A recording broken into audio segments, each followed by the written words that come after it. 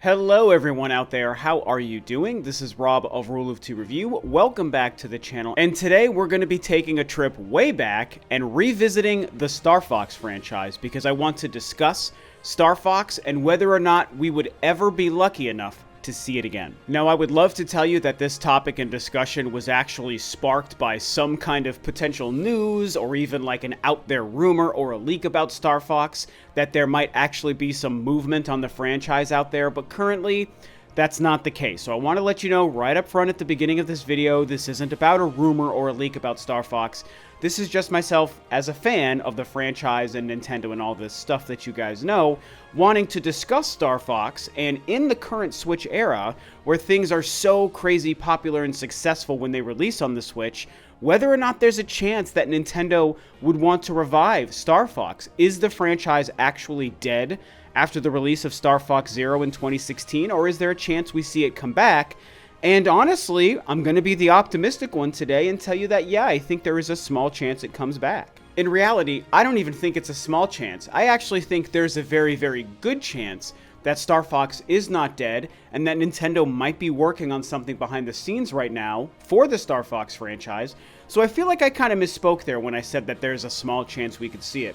Because in my gut, in my heart and soul, as a Nintendo fan, lifelong Nintendo fan, and a huge fan of StarFox. In fact, I might be the only person on Earth who's enjoyed every single StarFox game that is ever released, yes, including StarFox Adventures. I am that big of a fan of that franchise, and so, I don't know, I feel like something just tells me that Nintendo is working on it. Very different from the F-Zero situation that we talked about a week ago, and most of us have been talking about for close to 2 decades, wanting that franchise to come back, and I'm not sure if Nintendo will ever make an F-Zero a game again. StarFox, I think it's a different situation, and I think we might see it. Of course, before we dive too much deeper into the StarFox on the Switch topic, I do want to remind you that I'm always trying to grow the channel here on Rule of Two Review. I upload several videos every single week. I tend to live stream around once a week, sometimes less, sometimes more. I cover all things Nintendo, all things Metroid, and all things gaming. So as you watch this video, if you seem to like what I'm doing and what you hear, then hopefully you will consider subscribing to the channel. So, StarFox. What's up with StarFox, man? Where does that franchise find itself currently? Obviously, most of us are probably familiar with the situation. It's a game that released, the initial one I should say, way back in the early 90s on the Super Nintendo as one of the first, if not maybe the first, fully 3D polygon game, at least on a console. And on the Super Nintendo, they touted the Super FX chip, which was the technology powering StarFox on the Super Nintendo. And nowadays, it might look archaic and old school and outdated, especially to a lot of you younger folks out there who maybe have never grown up in that era of gaming. But let me tell you, as somebody who grew up in the 80s, gaming on the Atari and the NES and the Sega, Genesis, Master System, all of that stuff, when StarFox came around on the Super Nintendo, it was earth-shattering. This was a huge game-changing moment for those of us who were gaming, mostly kids at that time, when StarFox came out and we were like, whoa, like, it's like 3D in a way that I didn't really understand games could be 3D. It was such a new, mind-blowing thing. It was such a wow factor, and for what it's worth, the game was also good. It wasn't just like Nintendo put all of their effort into the graphics and forgot to make a fun game. No. The game was fun. StarFox was super cool. As we know, StarFox 2 wouldn't release until decades later on this mini Super Nintendo Classic system, which is pretty cool for sure. But really, the next game, the next sequel, was StarFox 64, which is arguably the best game in the franchise. It's definitely my favorite game in the franchise, one of my favorite games of all time. What a great era the N64 and PS1 Saturn era was. That was such an exciting time because 3D gaming really came into its own, mostly due to the N64 and the analog stick on that controller. StarFox 64 launched, I believe, in '97, so within the first kind of year of the N64's life. And just like StarFox on the Super Nintendo, this was another earth-shattering and industry-changing kind of title, because this continued this trend of Nintendo has figured out 3D gaming, and now we're using our StarFox franchise to show you that.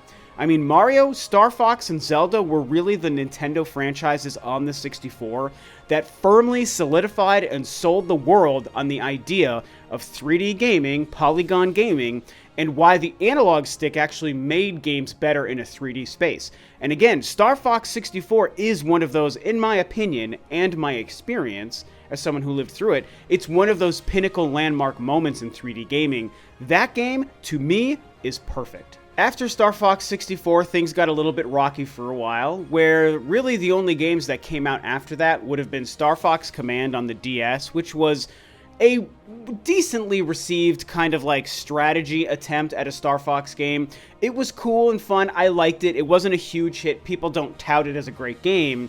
It was a little divisive, but in general, it was, I guess, an inoffensive release. But of course, the other big one was Star Fox Adventures on the Nintendo GameCube. And this was a game that was very divisive.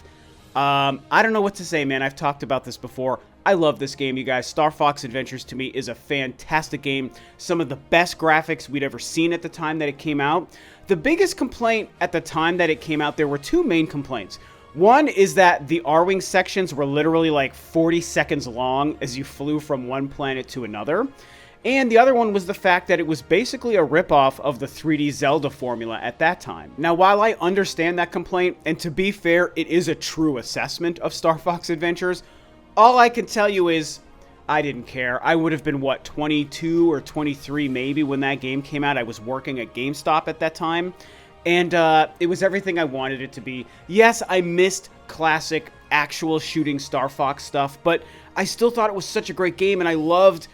I mean, they really turned Star Fox into a character, and they actually added a lot of lore and good writing to who he was for gaming at that time. And they introduced us to Crystal, who became like a really cool, popular character. And I just thought, I don't know, man, I thought it was a great, fun game that did a lot of cool stuff. Now, a couple of years later, also on the GameCube, came Star Fox Assault, which was actually developed by Namco at the time, and this was before Namco merged with Bandai, so this was just Namco, mostly known for the Soul Calibur games at the time. They came around and did suddenly a new Star Fox game on the GameCube. God, what a great time in gaming it was on the GameCube. Nintendo, I know the GameCube wasn't the biggest seller in terms of console sales, but I'm telling you, it was one of Nintendo's strongest eras when it comes to actually making games that were good, and getting some great third-party titles as well. Anyway, I digress. The point is, Star Fox Assault came along, and this was a great game that actually doesn't really get talked about enough today. I'm one of those weirdos that I think had more fun with Star Fox Adventures, but really Star Fox Assault was way more true to the core experience of Star Fox, and it really was a great game. And it was cool because coming off of Adventures, they actually found a way to incorporate on-foot gameplay as well.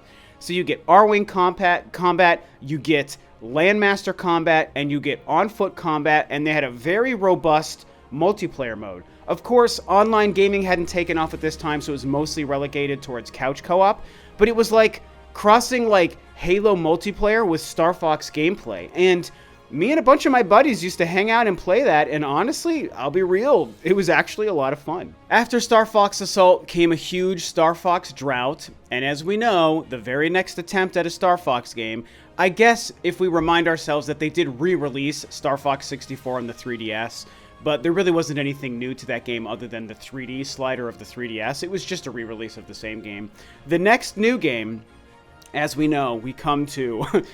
Man, the most controversial of all the Star Fox games, StarFox Zero on the Wii U. Now, this is another game that tends to get me into a lot of trouble because, I'll be real with you guys, I like StarFox Zero, man. I mean, I don't know what to say. I understand the complaints, so many of them are valid, but I still think it's a really, really fun game, and it's also very polished. I mean, the Wii U era was such a weird era for Nintendo. In so many ways, they did a lot of things wrong, but in so many ways, they did a ton of things right with the games that they made. StarFox Zero does have problems because of the weird focus on the gamepad, but at the same time, if you get good with the controls they designed, it actually works very well for that game. And again, if you play it, it just feels like a polished game because even though the graphics weren't mind-blowing, they're so clean. And the performance of the game is so clean, and it's got such a specific stylized visual style. And it just pops off of the screen. And the sound design is incredible. And again, I'll go back to the gamepad. I think it's very cool when you get used to it. There is no doubt that the barrier for entry was way too high, and they became way too focused on doing something kind of cool and innovative and revolutionary. And while it works, they didn't perfect it, and so it turns way too many people off right away. Most people aren't going to sit there and take the time to get good at the game with the gamepad controls. And so while I appreciate the attempt, there's no doubt that it was ultimately, I think it's fair to say, a mistake to do what they did. But what StarFox Zero showed me was that Nintendo still has the creative gas in the engine of the StarFox machine, so to speak, to make a good StarFox game, because creatively, there's a lot of cool stuff going on in StarFox Zero, okay? Just beyond the polished nature of the game design overall, again, controls not included with the gamepad, it showed me that they were still writing a cool StarFox game with an interesting story within the StarFox universe. It's all very simple. But, you know, the production value was really through the roof on that game. It was very, very cool. Of course, it's worth talking about the fact that when Starlink by Ubisoft came out on the Switch a couple of years ago, the Switch version of that game had a huge focus on the StarFox franchise. They basically turned it into like a proxy or an avatar for the StarFox franchise on the Switch. And it was definitely a cool attempt. I ended up kind of getting bored with the game, not because it's a bad game, it's just something about it didn't click with me. Like, I couldn't get over a certain sort of gameplay loop hump with that game. But what I did love was the fact that they tried to make it feel like some kind of pseudo StarFox experience by using the license. It was very neat, but it wasn't a real, true StarFox game, so I don't really count it. At this point, we're here in the midst of this insane Switch time frame of the Nintendo history where the Switch is breaking records and selling like crazy and every game sells on it. I mean, I constantly bring this up to you guys. And so if there was ever a time to take another gamble with a franchise like StarFox, I think this is the time, and it's one of the main reasons I think it will happen. Now, as we know, the only movement on the StarFox franchise in the Switch era was several years ago. I want to say this was maybe 2018. When this rumor was going around, it was a supposed leak that nothing ever came from this, where apparently Retro Studios, of all companies, was working on some sort of StarFox racing game experience that was reportedly called StarFox Grand Prix. And it was supposed to be a game that was in the StarFox universe that focused on racing and going fast, but also focused on action and combat. And so we really didn't know much else than that. There was this leaked photo that had a Grand Prix logo on it kind of thing, and it's like, oh, that's interesting and weird. I don't know if this sounds real. I don't know if this sounds cool, but okay. People weren't sure how to feel about it. I myself, as I thought about it, started to come around on the idea, and I actually thought that, you know, there's a kernel of a good idea here. When I think of a StarFox game that's about going fast, but also combat, and developed by Retro Studios, which, oh my god, of course I love Retro, I was like, you know, this could possibly work. If Mario plus Rabbids could work, StarFox plus racing could totally work. But that game never materialized. Eventually, Retro Studios would be handed Metroid Prime 4, and we're still waiting for news and updates on that. And the only thing that happened was Starlink got a racing mode update. And so what more than likely happened is somebody knew that there was a racing mode coming to Starlink. They knew that on the Switch, you'd be racing as StarFox characters, because that's what we all did on the Switch version. And so they either got confused with the information and put out inaccurate info, or they knew what it was and decided to just play with everybody's emotions by putting out something that was tangentially correct. Because a StarFox racing thing was coming to a different game, but an actual StarFox racing game was not being made. And so at this point, it just comes down to if Nintendo sees any value in the StarFox IP and franchise, and if they want to try to revive it and bring it back, and if there's a shot of it actually doing well on the Switch. And like I've already said, even at the beginning of this video, my answer to that is yes. I think there's a chance they're making it or plan to, and I think there's a great chance that if it releases on the Switch before they go into whatever their next gen system is, that it's going to do extremely well, because I'm gonna live and breathe this philosophy. Every Nintendo game on the Switch sells. It does well, it's successful. Most third-party games also do very well. I don't see a world where a StarFox game on the Switch just doesn't sell really strongly. We know that Miyamoto isn't currently involved in making games anymore. He's moved to the business side and the theme park side and all of that, which is fine. But we also know that Star Fox is his baby, and StarFox Zero was really one of his last passion pet projects in the game development space and for the Star Fox franchise. He really believed in it. He really cared about what he was doing. He wanted to try something unique with the gamepad. Like I said, to me it works. I think the game came out as about a 7.5 or so out of 10. He really was trying something. And so I think that there's probably other people, including Miyamoto, who do still work for Nintendo, who maybe have a passion for the franchise and want to believe that there's still a good idea and a successful IP there to be utilized. And again, with the Switch, I think that Nintendo knows that they've got some magic there and that they're probably, hopefully I should say, willing to try something crazy with a franchise like Star Fox. It's a sci-fi combat shoot-'em-up action game, okay? I mean, that alone could work so well in the modern era, not to mention the fact that they could really take advantage of online play, which opens up a whole new world for Nintendo. I just think there's a great chance it's going to happen. I would love to tell you guys that there's some sort of rumors or behind-the-scenes info or leaks that I've heard or that's been going around on Star Fox, but I really don't think that there is. I haven't heard anything. I don't think anyone else has heard anything. I know you haven't because there hasn't been any big public things out there about it. So, you know, this is really just myself as a fan speculating and wondering and asking for a new Star Fox game. Again, similar to what I did with F-Zero last week. Unfortunately, F-Zero, we all but know that there's no current plans to make a new F-Zero game, which is a tragedy for sure. But Star Fox, I don't think we have enough information to know one way or the other, which is why I felt it was worth it to talk about this. You know, I even put up a poll and asked you guys if you wanted me to make another sort of deep dive exploration update on a Nintendo franchise, and Star Fox won that poll. It's also my favorite of all those franchises I listed and the one I believe the most in.